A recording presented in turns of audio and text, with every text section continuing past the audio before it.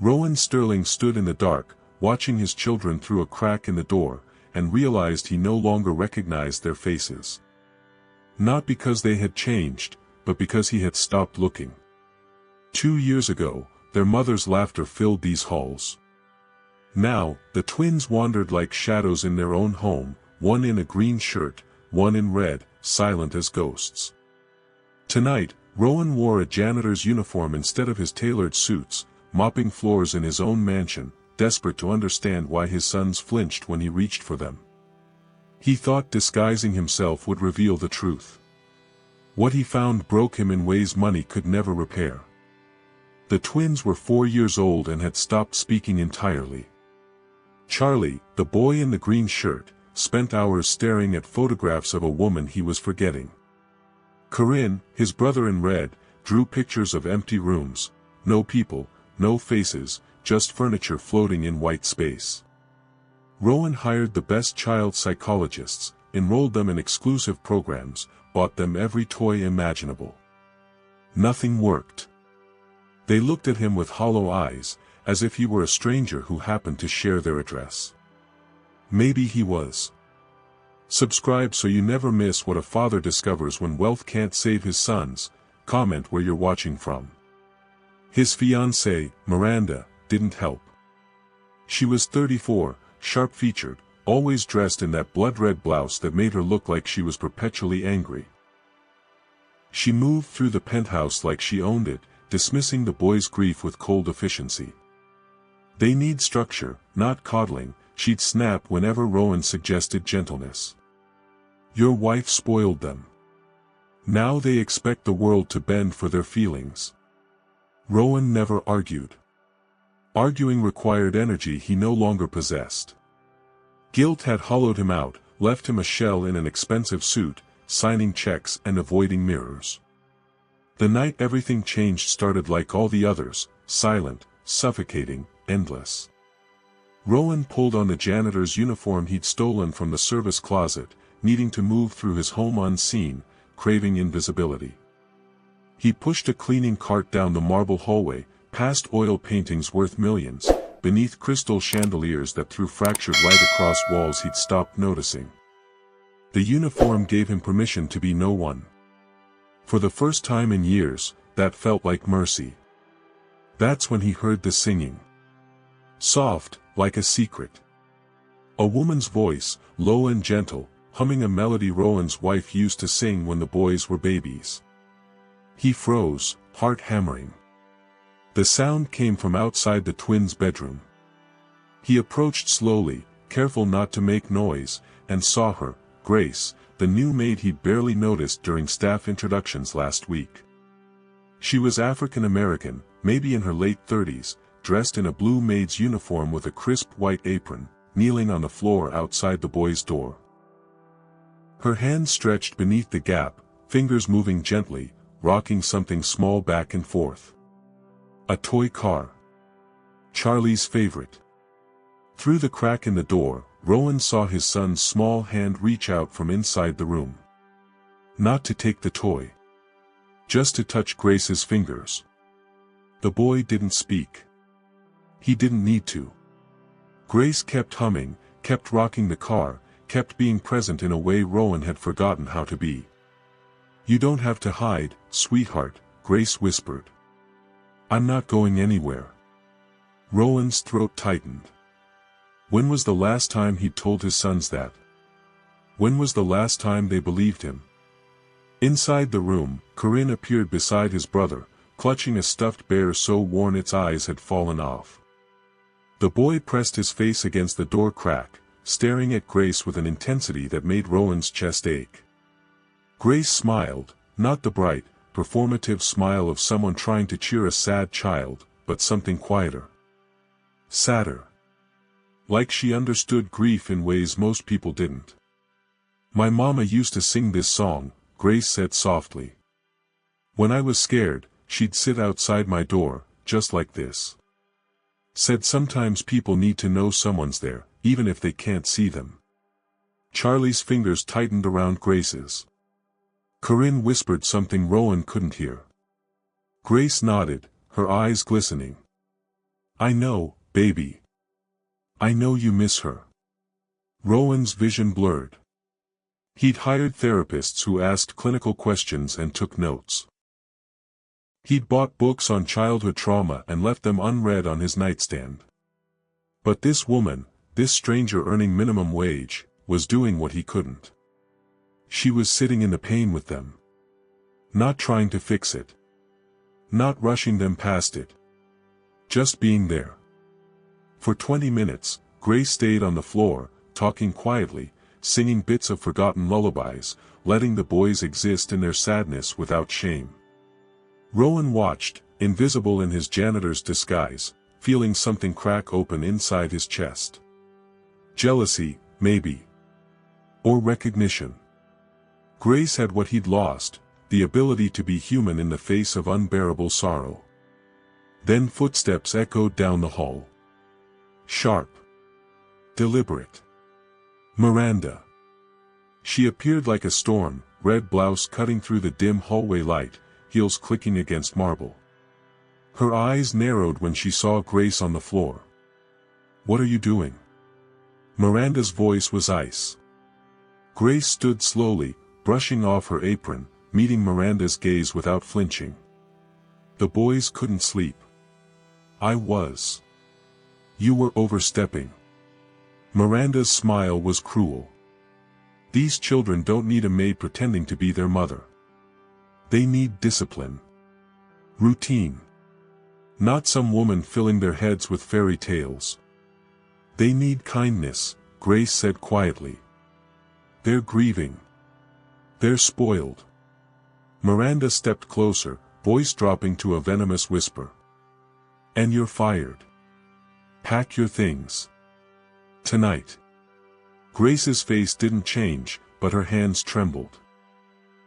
Behind the door, the twins had gone silent. Rowan's heart pounded. He should reveal himself. Step forward.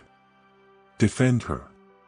But fear paralyzed him, not of Miranda, but of what it meant if he admitted he'd been hiding, spying, abandoning his role as a father to play pretend in a janitor's uniform. Miranda turned on her heel and walked away, leaving Grace standing alone in the hallway. For a long moment, Grace didn't move. Then she knelt again, pressed her hand against the door. "I'm sorry, sweet boys," she whispered. "I have to go." From inside, a small, broken voice, Charlie's, the first words he'd spoken in weeks, "Please don't leave us." Grace's shoulders shook. Tears slid down her face. She pressed her forehead against the door, whispering something Rowan couldn't hear. Then she stood and walked toward the service stairs, disappearing into the shadows. Rowan stayed frozen in the hallway, mop in hand, uniform soaked with sweat, chest heaving. His sons had spoken. Not to him. Not to therapists or teachers or expensive specialists. To a woman who'd been kind when no one else bothered. And he'd let Miranda fire her. He moved toward the twins' door, hand shaking as he reached for the handle. Before he could turn it, a piece of paper slid beneath the door. Rowan picked it up. Crayon, shaky handwriting, barely legible. "Daddy, why did you let her go?" His knees buckled. The boys knew. They'd seen him in the hallway, hiding, watching, doing nothing. If you've ever felt the weight of regret, you already know where this is headed. Subscribe and tell us where you're watching from, because this father's journey is just beginning. Rowan staggered to his feet, stumbling toward the service stairs, desperate to find Grace before she left.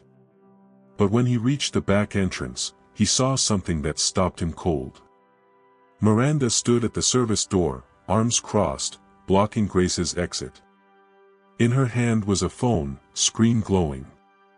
She held it up, showing Grace something that made the maid's face go white.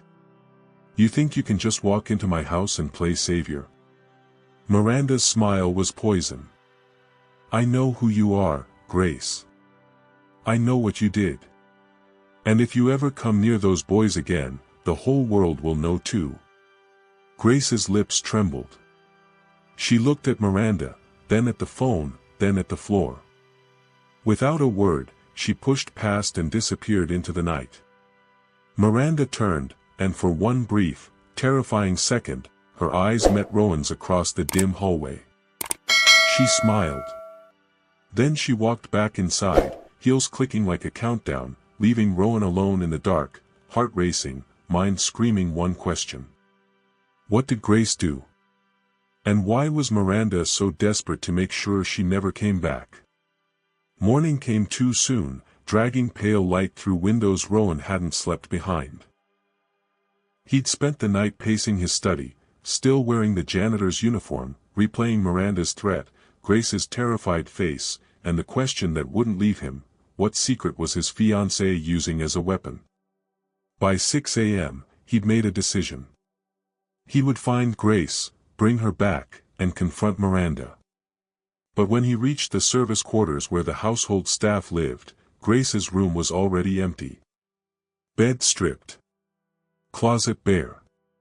No forwarding address left behind. She'd vanished like she'd never existed. Panic clawed at his chest. He hurried back upstairs, desperate to check on Charlie and Corinne, to explain, to apologize. But when he reached their bedroom, his blood turned to ice. The door was locked from the outside. A heavy bolt had been installed overnight, industrial, gleaming, impossible for small hands to open. Rowan's fingers trembled as he reached for the lock, but before he could slide it open, Miranda's voice cut through the silence behind him. They're fine. Just resting. He spun around. She stood at the end of the hallway, perfectly composed in a crisp white blouse and tailored slacks, coffee cup in hand like this was any ordinary morning. Her smile was poison wrapped in politeness. Why is their door locked? Rowan's voice cracked. They're children, not prisoners. They're upset. Miranda sipped her coffee, unbothered. After that Maid filled their heads with nonsense last night, they threw tantrums for hours. Screaming. Crying. Calling for her like she was their mother. Her eyes hardened. I gave them something to help them sleep. They'll be calm when they wake up. The words hit him like a fist. You drugged them. I gave them melatonin. Don't be dramatic. Miranda set her cup down on a console table, inspecting her nails. You weren't here, Rowan. You never are. Someone had to handle it. Rage surged through him, hot and unfamiliar. He wanted to scream, to tear the bolt off the door, to throw Miranda out of his house. But fear paralyzed him, the same fear that had kept him silent for 2 years. What if she was right? What if he'd been so absent, so broken, that he'd lost the right to decide what was best for his own children? Like and subscribe, before a father loses everything that matters. Miranda stepped closer, her voice dropping to a whisper. I've been patient, Rowan. I've held this family together while you've wallowed in guilt. But those boys need structure, not sentiment. I've enrolled them in Westridge Academy. They leave Monday. Boarding school.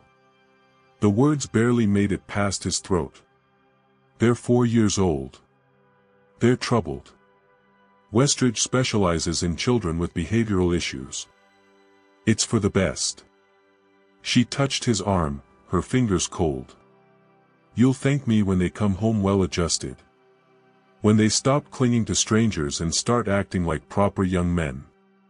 Rowan jerked away from her touch. You can't send them away. I won't allow it. Miranda's smile faded. You won't allow it? Rowan, you haven't made a parenting decision in 2 years. You hide in your office, sign their tuition checks, and pretend that's enough. I'm the one who feeds them. Dresses them. Puts them to bed. Her voice turned sharp. And legally, as their future stepmother, I have just as much say in their welfare as you do. Maybe more, considering your recent instability. What are you talking about? She pulled out her phone, swiping through images with deliberate slowness. Then she turned the screen toward him. Photographs. Rowan in the janitor's uniform. Rowan mopping floors. Rowan hiding in corners, watching his own home like a stranger. Time-stamped. Documented. Damning. "I've been keeping records," Miranda said softly. "Of your erratic behavior. Your paranoia. The fact that you've been disguising yourself and spying on your own staff." She tilted her head. "If you contest the boarding school decision, I'll be forced to share these with our attorneys. And child services. Do you really want a judge deciding whether you're fit to raise your sons?" The hallway tilted. Rowan grabbed the wall to steady himself, heart hammering. She'd been watching him. Documenting him. Building a case to take his children. "Why are you doing this?" His voice was barely a whisper. Miranda's expression softened into something almost pitying. "Because I love you, Rowan. And I love those boys. But love isn't enough. They need discipline. Order. A mother who won't coddle their every emotion." She stepped closer, her perfume suffocating. "That maid you're so concerned about. She was feeding them fairy tales. Teaching them that crying solves problems. Making them weak. She was teaching them to feel. Feelings don't build empires." Miranda's eyes glittered. "Your wife coddled them, and look where that got you. Two emotionally unstable children who can't function without constant reassurance. I won't make the same mistake." Rowan's hands clenched into fists. Every instinct screamed at him to fight back, to reclaim control, to protect his sons. But Miranda held all the cards, the photographs, the legal standing, the cold, calculated ruthlessness he'd lost somewhere between grief and guilt. Behind the locked door, a small sound. A whimper. Charlie or Corinne, waking up, realizing they were trapped. Rowan reached for the bolt. Miranda's hand shot out, gripping his wrist with surprising strength. "Let them sleep," she said, voice like ice. "You've done enough damage for one night." She released him and walked away, heels clicking against marble, leaving Rowan alone in the hallway with his children locked behind a door he was too afraid to open. For the first time in 2 years, Rowan Sterling cried. Hours passed. Rowan sat outside the twins' door, back against the wall, waiting. He'd shed the janitor's uniform, returned to his own clothes, but he felt more disguised now than ever. Dressed as a father who'd forgotten how to protect his children. Around noon, Miranda unlocked the door herself. She emerged with Charlie and Corinne, both boys pale and quiet, eyes red from crying. They wouldn't look at Rowan. They wouldn't look at anyone. "Say good morning to your father," Miranda instructed, her tone sweet as venom. Neither boy spoke. Corinne clutched his stuffed bear. Charlie's small hand was clenched around something Rowan couldn't see. "Boys." Rowan's voice broke. "I'm so sorry. They're not ready to talk yet." Miranda guided them past him, toward the stairs. "We're going to have breakfast, and then we'll discuss the academy. Won't that be exciting? A new school with new friends." Charlie turned his head, just slightly, and looked at Rowan. The boy's eyes held something Rowan had never seen before, not sadness, not confusion, but a question: "Are you going to stop her?" Rowan opened his mouth. No words came. He watched his sons disappear down the stairs, Miranda's hands on their shoulders like a warden leading prisoners. He wanted to follow. He wanted to fight. But fear held him frozen, fear that he'd already lost, that he'd been losing for 2 years, and fighting now would only accelerate his children's removal from his life. His phone buzzed. Unknown number. He almost ignored it, but something made him answer. "Mr. Sterling?" A woman's voice. Familiar. Grace. His heart stopped. Where are you? I can't come back. I'm sorry. But you need to know something. Her voice trembled. That woman, your fiancée, she's not who you think she is. The things she showed me last night, the things she threatened to expose, they weren't about me. They were about you. What are you talking about? The life insurance policies on your sons, Mr. Sterling.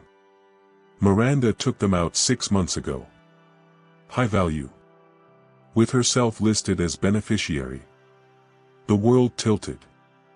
That's not possible. I would have signed. Check your accounts. Check the documents you've been signing without reading.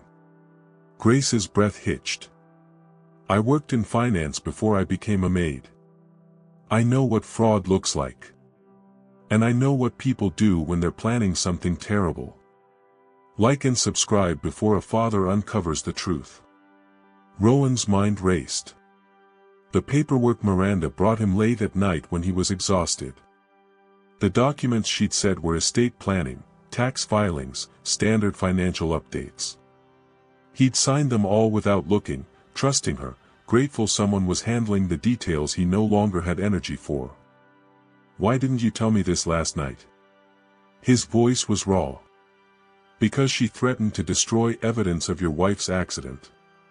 Evidence that proves it wasn't an accident at all. The phone nearly slipped from his hand. What? I don't have proof yet. But I'm working on it.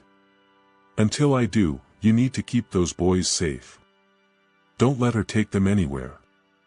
Don't let them out of your sight. Grace's voice broke. Please, Mr. Sterling.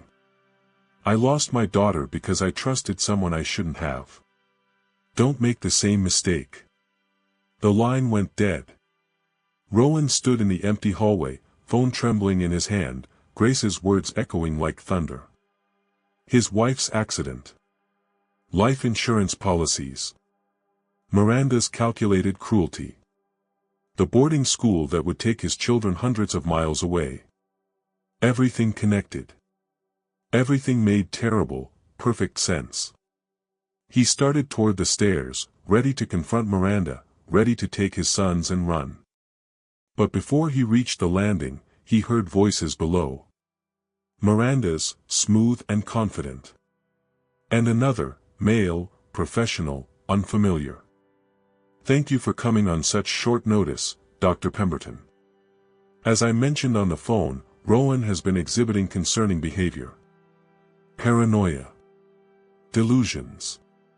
I'm worried he might be a danger to himself, or the children. Rowan froze at the top of the stairs, peering down. Miranda stood in the foyer with a man in an expensive suit, clipboard in hand. A psychiatrist. She was building her case in real time. I understand completely, the doctor said. In cases of prolonged grief and potential psychotic breaks, intervention is crucial. If you'll show me where he is, I can conduct an evaluation. Of course. He's upstairs. But please be gentle, he's been through so much. What happens when the trap closes? Like and subscribe. Miranda's eyes lifted, meeting Rowan's across the distance. Her smile was cold, victorious. She'd been planning this all along. The photographs. The locked door. The psychiatrist. Every move calculated to paint him as unstable, to strip him of custody, to isolate his children completely. And he'd let her. He'd grieved and hidden and avoided and given her every weapon she needed to destroy him. But Grace's words burned in his mind, don't make the same mistake. As Dr. Pemberton started up the stairs, Miranda watching with satisfaction, Rowan made a choice. He turned and ran. Not away from his children, but toward the truth. Toward the locked office where Miranda kept her private files. Toward the evidence that would either save his sons or condemn him completely. Behind him, he heard shouting. Miranda's voice, sharp with fury. The doctor's confused questions. And somewhere deeper in the house, two small boys calling for a father who'd finally decided to fight back. But by then, Rowan was already breaking down doors he should have opened years ago, and what he found inside would change everything. The office door splintered under Rowan's shoulder. Wood cracked, the lock tore free, and he stumbled inside Miranda's private study, a room he'd never been allowed to enter. Behind him, footsteps thundered up the stairs. Dr. Pemberton's voice called out, asking if he was all right. Miranda's sharper, more urgent, "Stop him." But Rowan was already tearing through drawers, scattering papers across the Persian rug, searching for proof of what Grace had told him. Life insurance policies. Forged signatures. Evidence of a plan so calculated, so monstrous, he could barely process it. His hands shook as he rifled through Miranda's filing cabinet. Tax documents. Legal contracts. Estate planning materials he vaguely remembered signing late at night when exhaustion had turned him into a puppet. Then, in the bottom drawer hidden beneath a false panel, he found it. A manila folder. Unmarked. Heavy with papers. He opened it and his world collapsed. Life insurance policies on Charlie and Corinne. $2 million each. Beneficiary, Miranda Preston. Dated 6 months ago. His signature at the bottom, perfect, precise, completely forged. But that wasn't all. Beneath the policies were photographs. His late wife's car, twisted metal against a guardrail. Police reports Rowan had never seen. And a mechanic's invoice from 3 days before the accident, brake line inspection, signs of tampering detected. Reported to authorities. The room spun. His wife hadn't died in a random crash. Someone had sabotaged her car.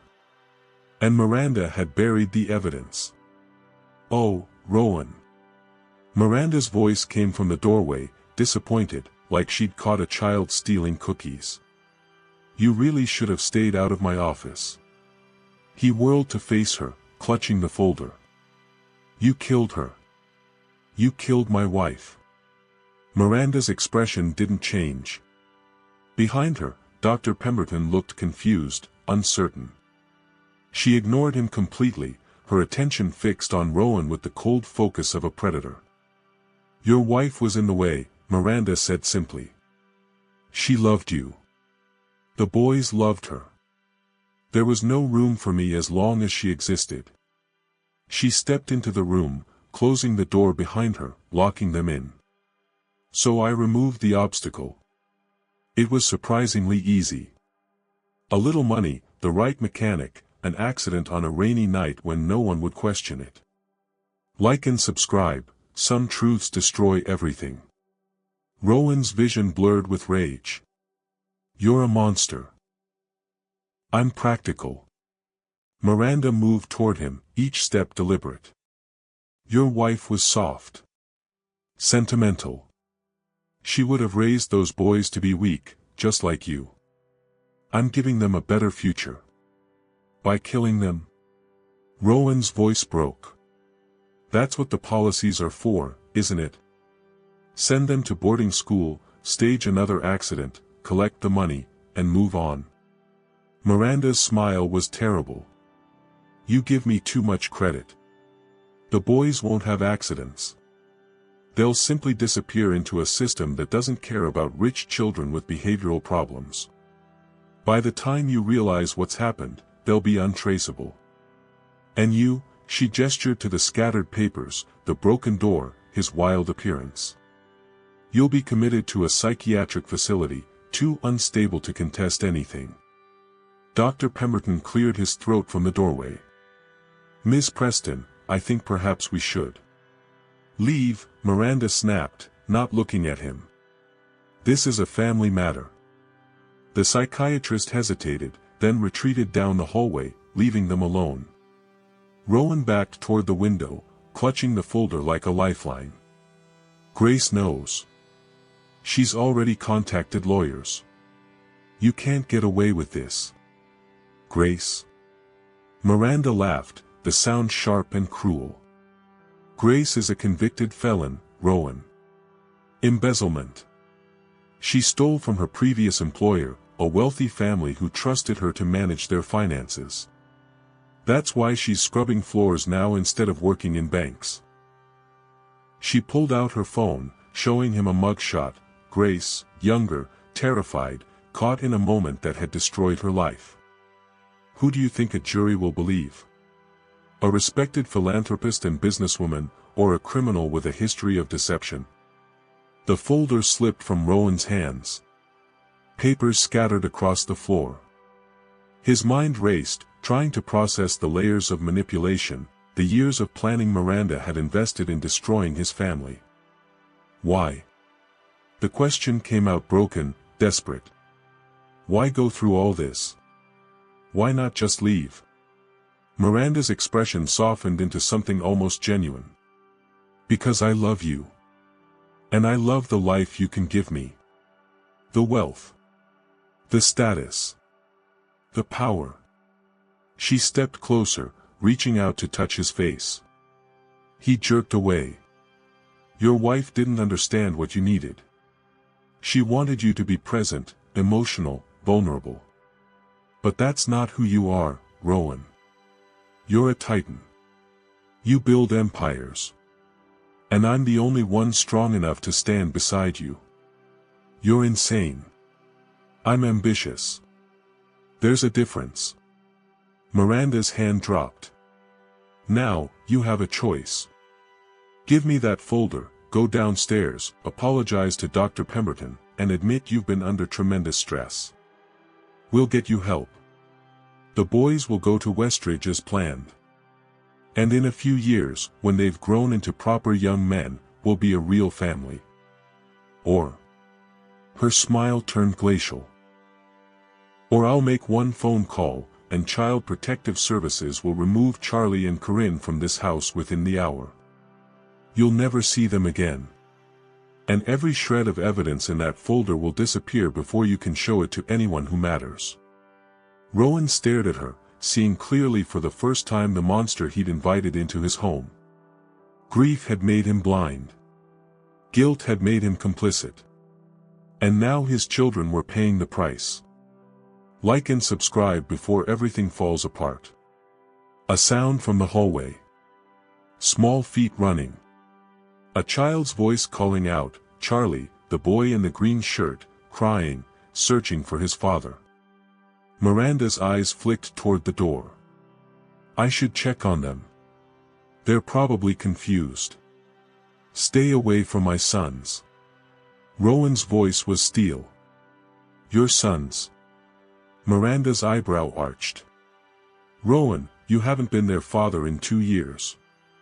You've been a ghost in an expensive suit, signing checks and avoiding responsibility. I've been the one raising them. Feeding them. Putting them to bed. She moved toward the door. They barely know you anymore. She wasn't wrong. The truth of it gutted him. He'd been so consumed by grief, so paralyzed by guilt, that he'd abdicated every parental duty. Miranda had filled the vacuum he'd created. And now she was using his absence as a weapon.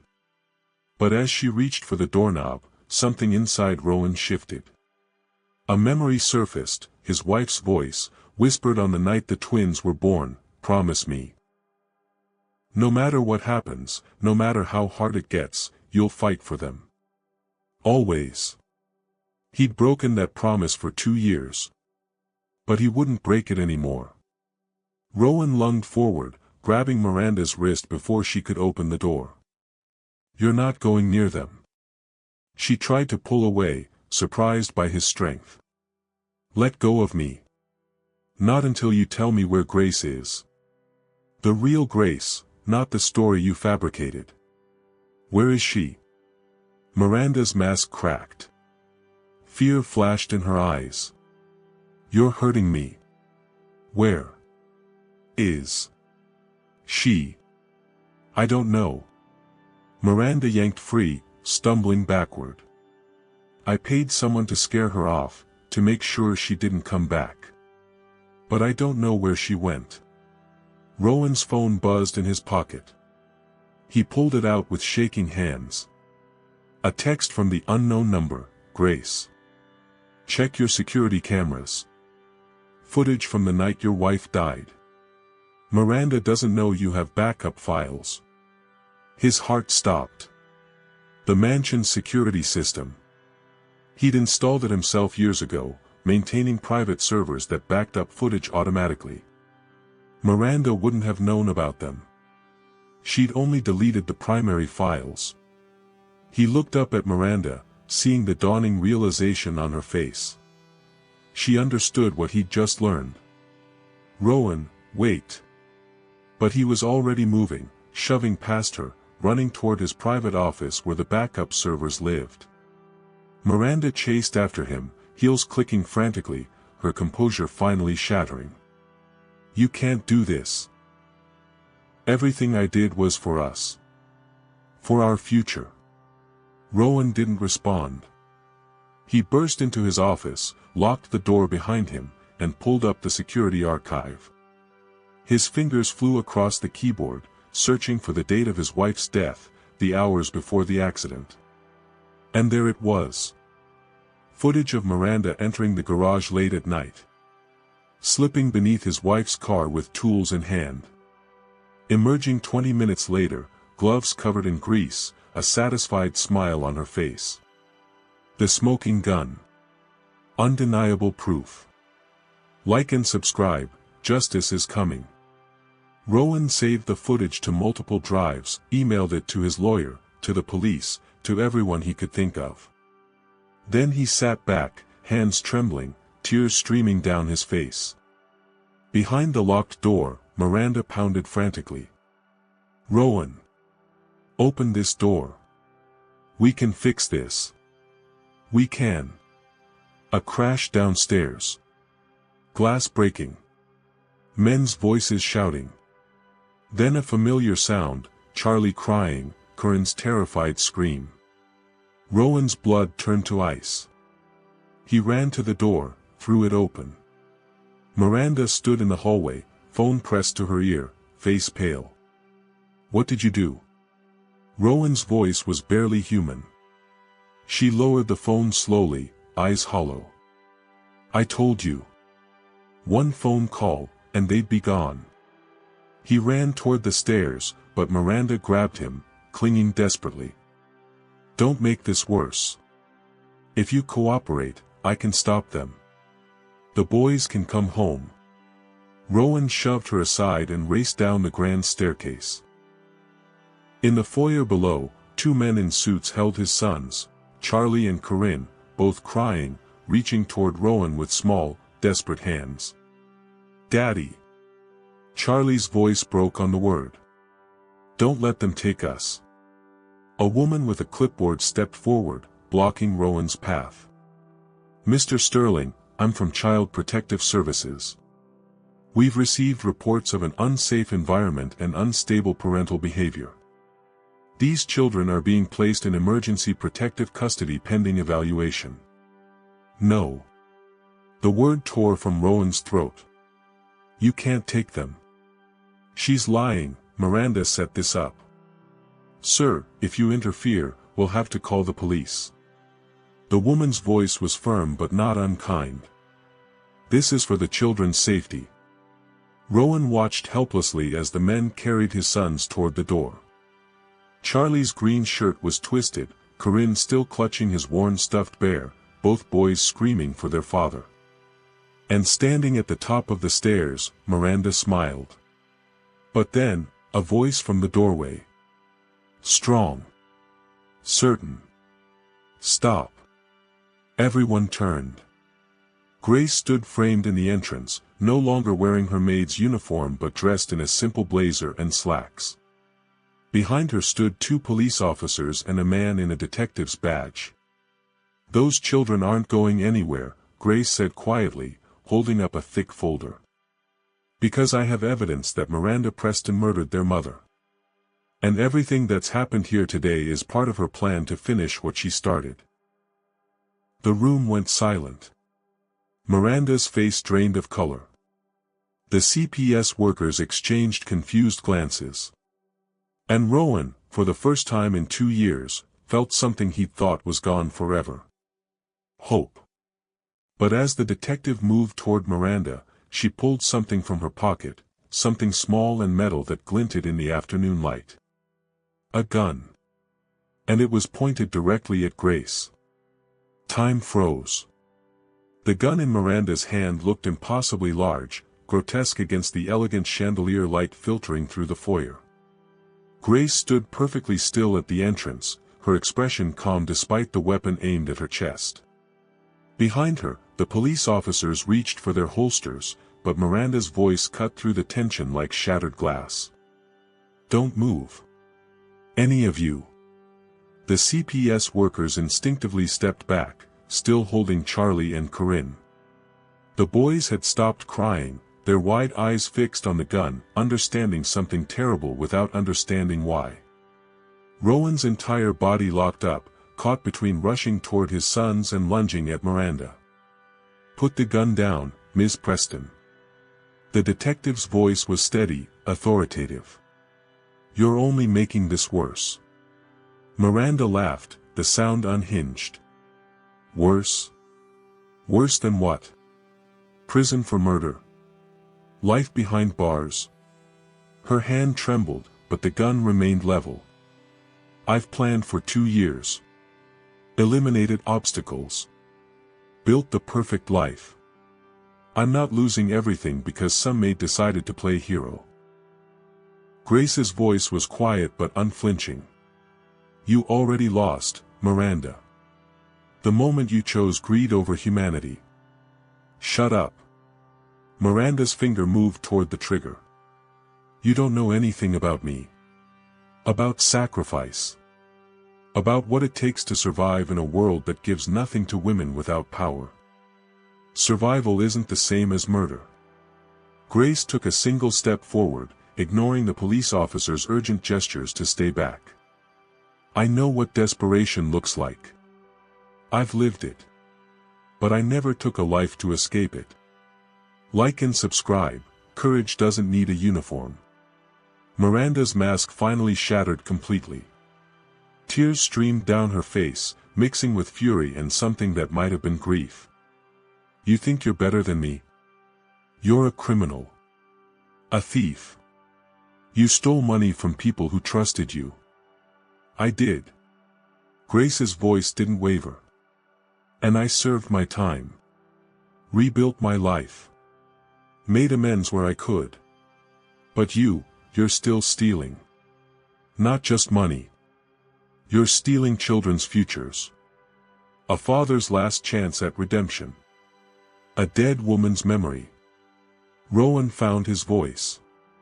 Miranda, please. Let the boys go. Whatever happens to you, they don't deserve this. Miranda's head snapped toward him, the gun swinging in his direction. The police drew their weapons immediately, a chorus of "drop it" filling the foyer. But Miranda didn't lower the gun. Instead, she moved toward the twins, backing the CPS workers against the wall. They're mine. Her voice broke. I raised them when you were too broken to function. I fed them, bathed them, read them stories when nightmares kept them awake. They're my sons now. Charlie's small voice pierced the chaos. No. Everyone turned. The boy in the green shirt squirmed in the CPS worker's arms, staring directly at Miranda with eyes older than his 4 years. You're not our mama, Charlie said, his voice trembling but clear. You were mean to Grace. You locked our door. You made Daddy sad. Corinne, his brother in red, nodded fiercely. We don't want you.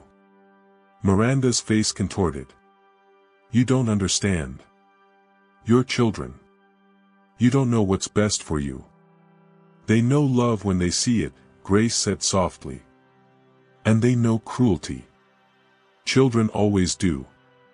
Something in Miranda snapped. She lunged forward, grabbing Charlie from the CPS worker's arms and pressing the gun against the boy's side. The room erupted in shouts, police officers advancing, Rowan screaming his son's name, the detective barking orders. But Charlie didn't cry. He looked at his father, then at Grace, and said something that stopped everyone cold. "Daddy, you promised Mama. You said you'd always protect us." The words hit Rowan like a physical blow. His wife's voice echoed in his memory, her final request, whispered in the hospital after the twins were born when complications made her fear she wouldn't survive. "Promise me. No matter what happens, you'll fight for them. Always." He'd broken that promise for 2 years. But not anymore. Rowan stepped forward, hands raised, moving between the police and Miranda. "Take me instead." "What?" Miranda's grip on Charlie loosened slightly. "Let Charlie go. Take me hostage. I'm the one you wanted all along, the money, the status, the life." Rowan's voice was steady despite the terror coursing through him. "The boys are just leverage. Take the real prize. Like and subscribe, a father's sacrifice changes everything." Miranda's eyes darted between Rowan and the exit, calculating. For a moment, he thought she might actually consider it. But then Grace spoke again. "Or you could let everyone go and tell your side of the story." Miranda's bitter laugh echoed. "My side? Nobody cares about my side." "I do." Grace's voice softened. "I know what it's like to make terrible choices because you're terrified of being powerless. To wake up one day and realize you've become someone you don't recognize." She took another step closer. "But it's not too late, Miranda. Not until you pull that trigger. It's already too late." Miranda's hand shook violently now, tears streaming freely. "I killed her. I killed Rowan's wife. There's no coming back from that." "Then don't make it worse," Grace whispered. "Don't let these boys watch you murder someone else. Don't give them that nightmare to carry forever." For 3 agonizing seconds, nobody breathed. Charlie remained perfectly still in Miranda's grip, his small hand reaching toward his father. Corinne, still held by the CPS worker, had started to cry silently, tears rolling down his cheeks. Then, slowly, Miranda's hand lowered. The gun dropped to the marble floor with a deafening clatter. Miranda released Charlie, who ran straight into Rowan's arms. The police moved immediately, surrounding Miranda, handcuffing her as she collapsed to her knees, sobbing. Rowan clutched both twins, one in each arm, burying his face in their small shoulders as they clung to him. Charlie's green shirt was damp with his father's tears. Corinne's red shirt twisted as he held on with desperate strength. "I'm sorry," Rowan whispered, over and over. "I'm so sorry. I'm here now. I'm never leaving again." Grace watched from the doorway, her own eyes wet. The detective approached her, but she shook her head at his unspoken question. She wasn't ready to leave yet. As the police led Miranda away, the woman looked back one final time. Not at Rowan. Not at the boys. At Grace. "How did you know?" Miranda asked, voice hollow. "How did you know I'd stop?" Grace's answer was simple. "Because despite everything you've done, you're still human. And humans always have a choice, right up until they don't." Miranda was gone. The CPS workers apologized profusely, explaining they'd been given falsified reports, that they'd need to follow up, but the children could stay with their father pending investigation. Rowan barely heard them. He was still kneeling on the floor, holding his sons, feeling their heartbeats against his chest. Charlie pulled back slightly, looking at his father with solemn eyes. "Daddy, are you staying this time?" The question broke him. "Yes, sweetheart. I promise. I'm staying. What about Grace? Corinne turned toward the doorway where the maid still stood, uncertain of her place in the aftermath. Rowan looked up, meeting Grace's eyes across the foyer. In that moment, he understood what she'd given them, not just protection from Miranda, but a reminder of what love looked like in action. Courage without expectation. Sacrifice without recognition. Humanity without condition. Grace, Rowan's voice cracked. Could you stay? Not as an employee. As family. The boys need, I need. Yes. Grace's answer came without hesitation. She crossed the foyer, kneeling beside them, and Charlie immediately reached for her hand. Corinne wrapped his small arms around her neck. For the first time since his wife's death, Rowan felt something he'd thought was lost forever: hope. Not the fragile, desperate kind that shatters at the slightest pressure, but something solid. Something real. Like and subscribe for the healing journey ahead. As the afternoon light shifted through the windows, painting gold across the four of them kneeling together on the cold marble floor, Charlie said something that made everyone smile despite their tears. Grace, will you teach us that song? The one Mama used to sing. Grace's hand tightened on the boy's, her voice gentle. Every night, sweetheart. For as long as you need. But as they stood to leave the foyer, to escape the scene of trauma and begin the long process of healing, none of them noticed the unmarked envelope that had been slipped under the door during the chaos. Rowan picked it up hours later, after the boys had finally fallen asleep. Inside was a single photograph and a note written in elegant script. Miranda wasn't working alone. The mechanic she paid to sabotage the brakes? He was just the beginning. Your wife discovered something that powerful people wanted buried. Killing her was business, not passion. And business isn't finished yet. Watch your sons. Trust no one. They're coming for what she found.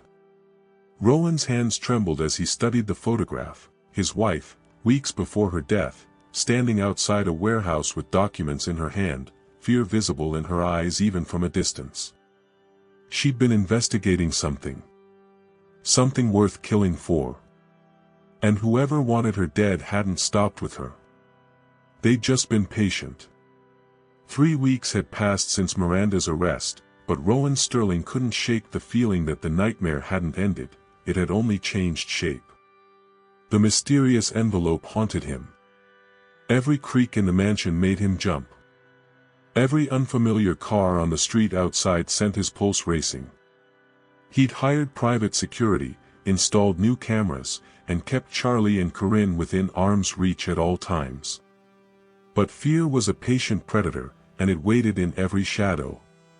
Grace had moved into one of the guest suites, no longer as staff but as the protector the boys desperately needed. She taught them songs their mother used to sing, helped them draw pictures of happier memories, and sat with them through nightmares that still came most nights. Slowly, painfully, the twins were beginning to heal. But Rowan knew the photograph in that envelope threatened to unravel everything they'd fought to rebuild. Tonight, rain hammered against the windows like accusations. Rowan sat in his study, the photograph spread across his desk alongside documents he'd found in his late wife's hidden safe deposit box, one he hadn't known existed until the bank contacted him about overdue fees. Financial records. Shipping manifests. Names of corporations that didn't appear in any legitimate database. His wife had been investigating something massive in the months before her death. Something worth killing to protect. A soft knock interrupted his thoughts. Grace entered, concern etched across her face.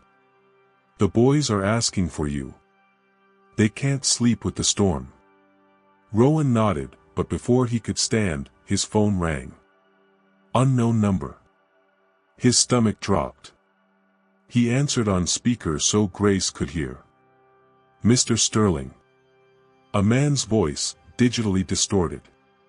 You received our message. Who are you? Rowan's hand trembled. Someone who knew your wife. Someone who tried to warn her before it was too late.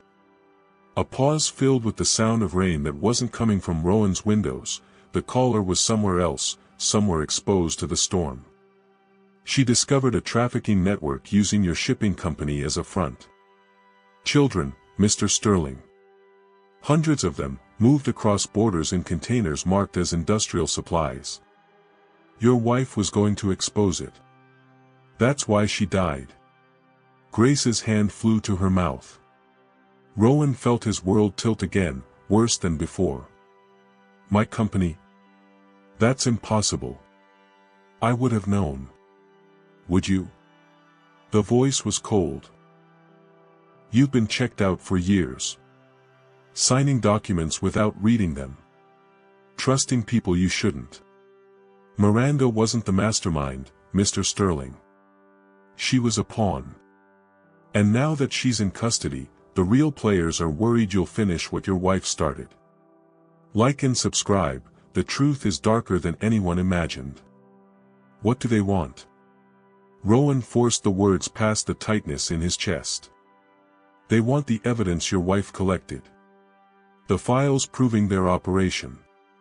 Miranda told them it didn't exist, that your wife destroyed everything before the accident. But we both know that's a lie. Your wife was too smart for that. She hid it somewhere. And if you don't give it to them, they'll take what matters most to convince you. My sons. The words came out as barely a whisper. Your sons. The caller's voice almost sounded sympathetic. You have 72 hours to deliver the evidence to a location we'll send. Or Charlie and Corinne disappear into the same network your wife tried to destroy.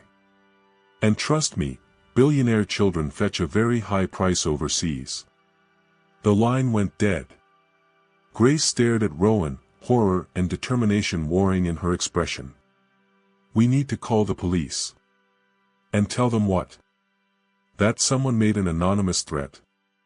Miranda's lawyers are already claiming she was framed, that I'm unstable, that I'm fabricating evidence to deflect from my own guilt. Rowan's voice cracked. The moment I involve authorities, these people will know. And they'll act. Then what do we do? Rowan looked down at the documents, his mind racing.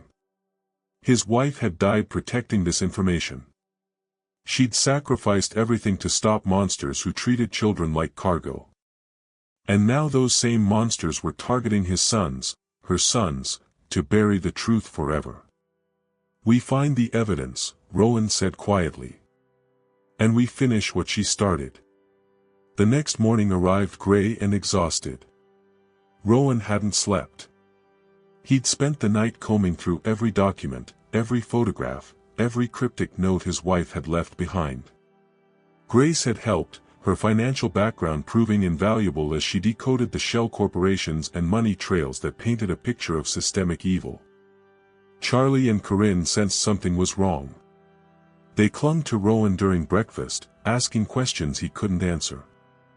Why do you look scared, Daddy? Charlie asked, his small hand gripping his father's sleeve.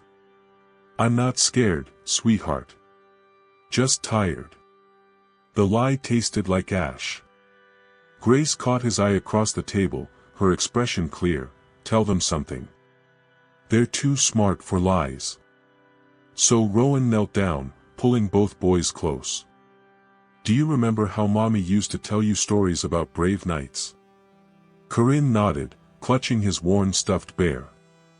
Knights protect people. That's right. And sometimes, being brave means facing scary things to keep the people you love safe. Rowan's voice trembled. Right now, Daddy needs to be brave. But I promise.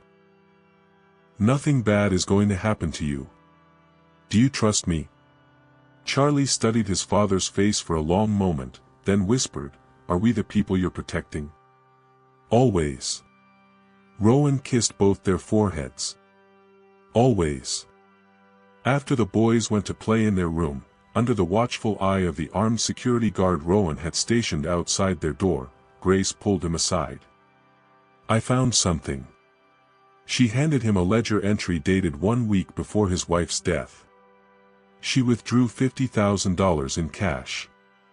No record of what she did with it.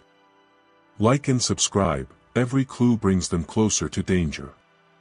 Rowan stared at the number.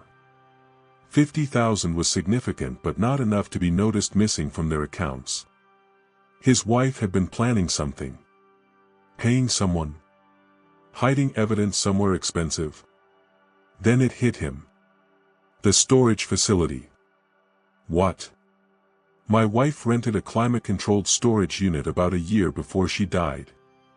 She said it was for childhood memories she wanted to preserve, old photographs, her mother's wedding dress, things like that. Rowan grabbed his keys. She paid 10 years in advance. In cash. Grace's eyes widened.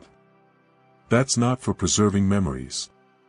That's for preserving evidence. 20 minutes later, they stood outside Sterling Secure Storage on the outskirts of the city. Rain still fell in sheets, turning the world gray and uncertain. Rowan's hands shook as he unlocked Unit 247, the same number as their street address. His wife's way of leaving him a breadcrumb. The door rolled up, revealing a space packed with file boxes, hard drives, and a whiteboard covered in photographs and connecting lines that looked like something from a crime drama. His wife had built an entire case here, working in secret, probably visiting during the hours Rowan thought she was at book club or charity events. Oh my God. Grace stepped inside, moving toward the nearest box. This is years of investigation. Rowan's throat tightened as he looked at the whiteboard. Faces of men in expensive suits, some he recognized from business conferences. Shipping routes marked in red. Dates and times of transfers. And in the center, a photograph of a warehouse with 3 words written beneath it, where they sort them. His wife had gotten close. Too close. And they'd killed her for it.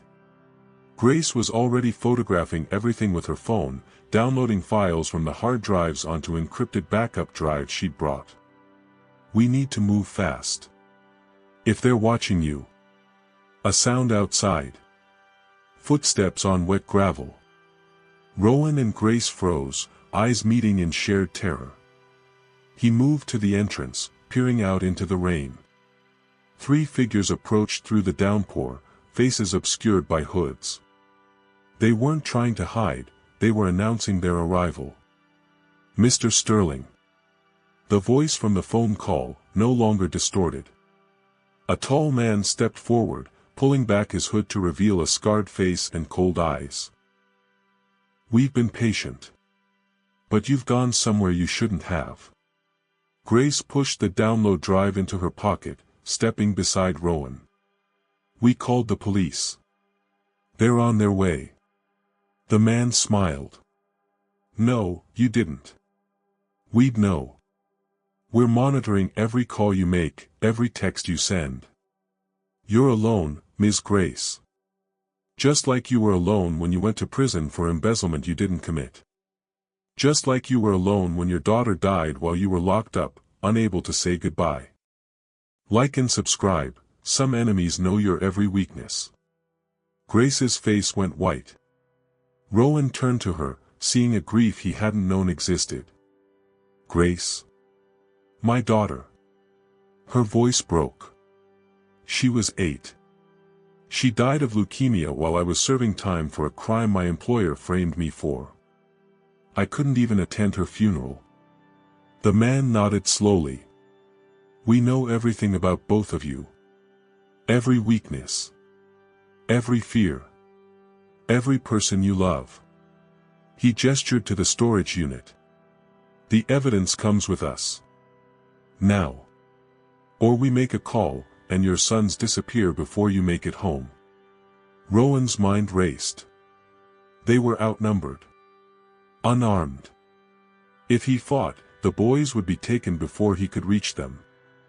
If he surrendered the evidence, his wife's death meant nothing and the trafficking would continue. Then Grace did something unexpected. She stepped forward, hands raised in surrender.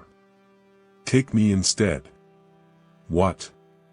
Rowan grabbed her arm. "I'll give you the evidence. I'll testify that I fabricated everything, that Rowan's wife was innocent, that this was all my revenge fantasy against the system that took my daughter." Grace's voice steadied, gaining strength. "But you leave Rowan and his sons alone. You leave them out of this completely." The scarred man considered her for a long moment. "Your sacrifice is touching but unnecessary. We're taking the evidence regardless." "Then you'll take it incomplete." Grace pulled the drive from her pocket, holding it over a puddle of water. "This contains the encryption keys for all the digital files. Without it, everything in this unit is useless. Drop it in water, and years of your exposure disappears forever." The man's expression darkened. "You're bluffing." "Am I? I worked in finance. I know encryption. And I know people like you." Grace's hand trembled but didn't lower. "You have a choice. Let Rowan and his sons walk away, promise they'll never be touched, and I'll give you this drive and testify to whatever lie you want. Or I drop it, and every law enforcement agency in the country gets anonymous copies of everything by morning."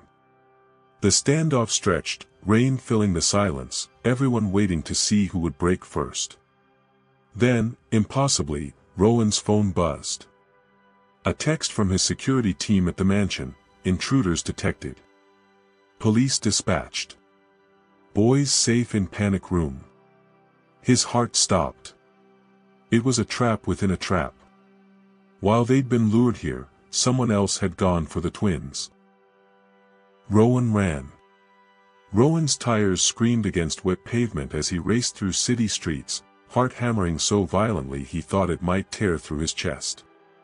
Grace sat beside him, the encryption drive clutched in white-knuckled fingers, her phone pressed to her ear as she coordinated with the security team.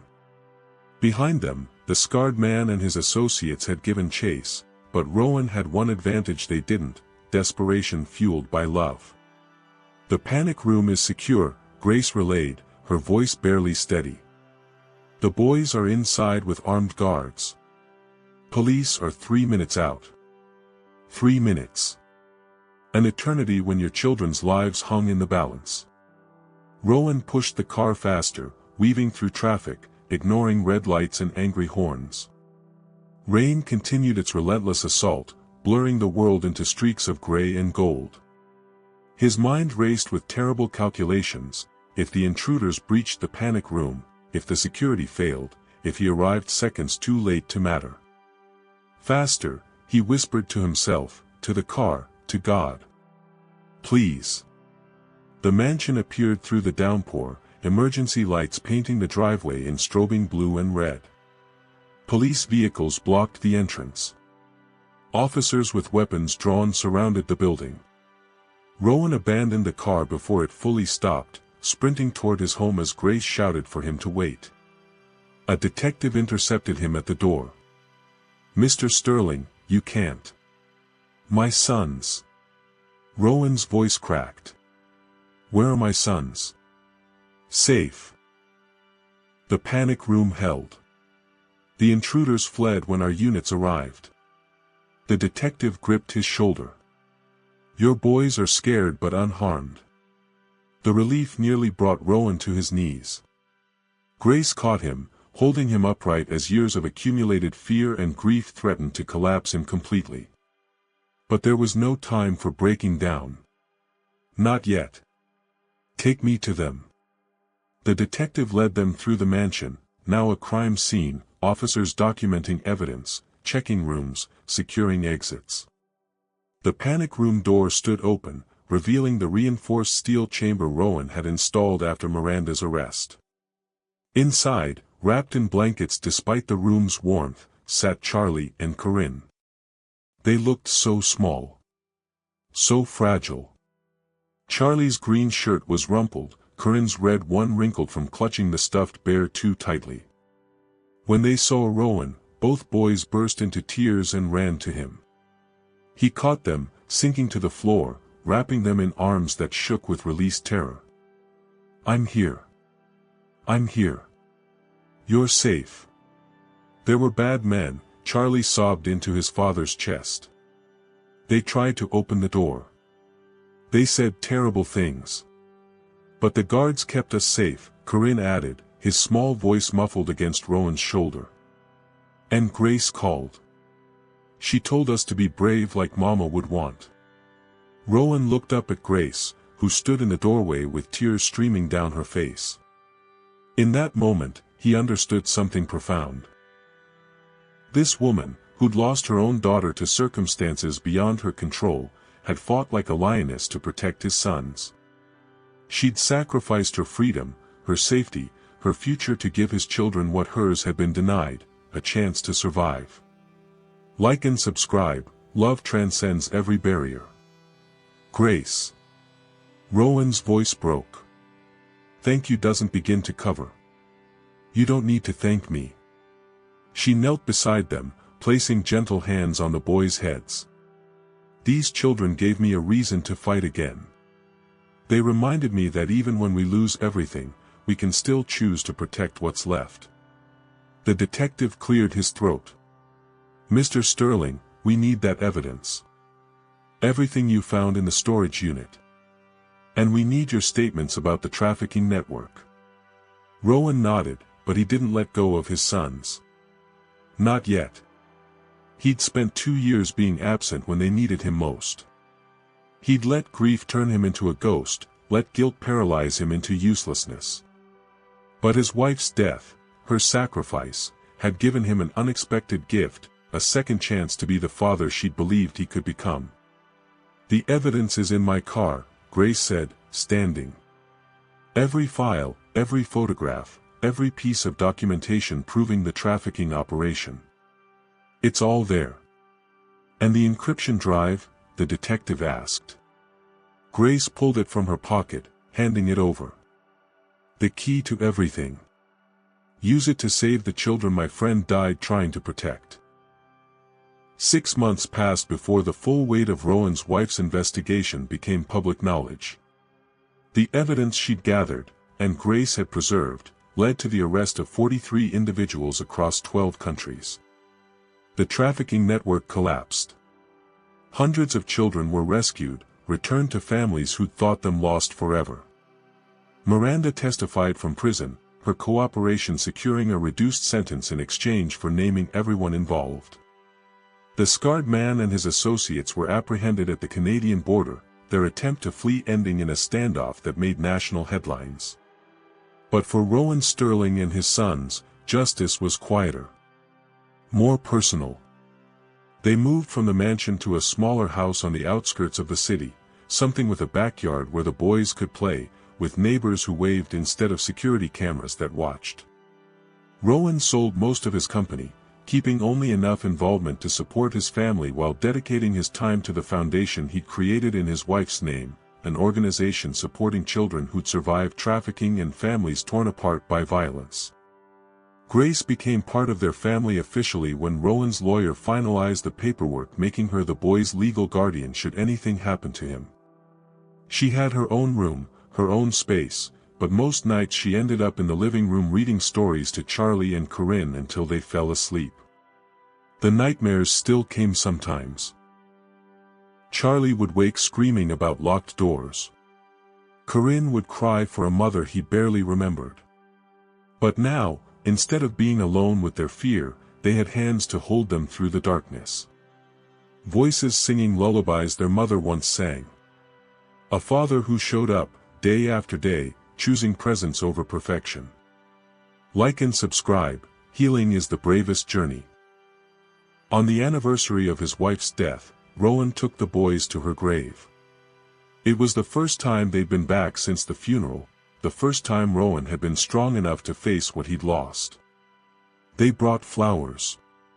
Not expensive arrangements from a florist, but wildflowers the boys had picked from their new backyard, clutched in small fists and offered with trembling hope that somehow, somewhere, their mother could see them. Rowan knelt at the headstone, the boys pressed close on either side. Grace stood back, giving them privacy, but when Corinne reached for her hand, she stepped forward without hesitation. "I'm sorry," Rowan whispered to the stone, to the memory, to the woman who'd loved him despite his flaws. "I'm sorry I wasn't there when you needed me. I'm sorry I let grief turn me into someone you wouldn't recognize. But I want you to know, I'm fighting now. For them. For the children you died protecting. For the future you believed we could have." Charlie leaned against his father. "Daddy, do you think Mama knows we're okay?" Rowan's throat tightened. "I think she knows you're brave. Both of you. Braver than I ever was."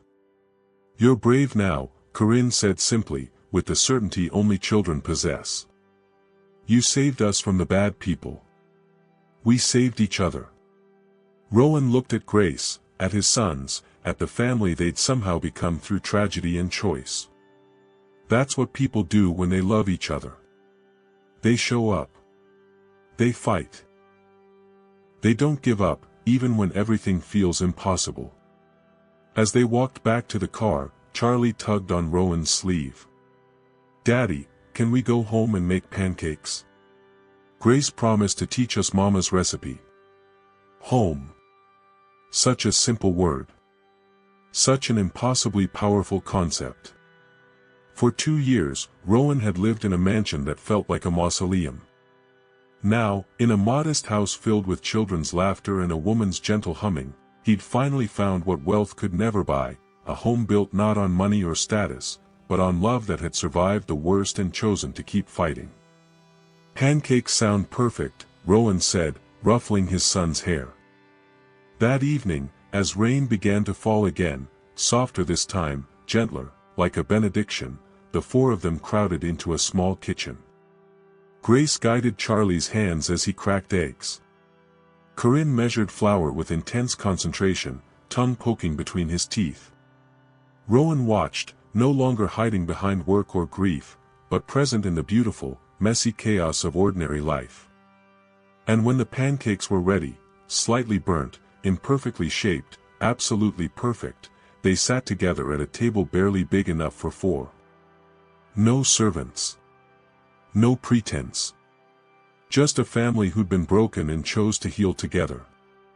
Like and subscribe, because money isn't everything, but love is. Later, after the dishes were washed and the boys were tucked into bed with stories and kisses, Rowan stood at his bedroom window watching rain trace patterns on the glass. Grace appeared beside him, 2 cups of tea in hand, offering one without words. "Do you think it ever stops hurting?" Rowan asked quietly. "Losing someone you love?" Grace considered the question, sipping her tea. "No. But the hurt changes shape. It becomes something you carry instead of something that carries you. And someday, the weight feels less like burden and more like memory. I miss her. I know. And that's okay. Missing her means she mattered. Means the love was real." Grace's voice softened. "But she's still here, Rowan. In those boys. In the choices you make every day to be better than your grief. In the children you're helping save because she had the courage to start the fight." Rowan nodded, tears sliding silently down his face. Not tears of despair this time, but of gratitude. For his wife's sacrifice. For Grace's courage. For his son's resilience. For the impossible gift of second chances. Outside, the rain slowed to a gentle mist. Stars began to appear through breaking clouds, tiny points of light in a vast darkness. And inside a small house on the edge of the city, a father who'd lost everything learned what it meant to find himself again, not in wealth or status, but in the quiet, everyday acts of showing up for the people who needed him most. The morning would bring new challenges. Legal battles to finalize. Therapy sessions to attend.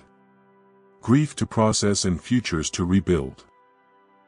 But tonight, 4 people who'd survived the worst humanity could offer slept soundly under the same roof, protected not by wealth or walls, but by love that refused to surrender. And in the end, that was the only currency that ever truly mattered.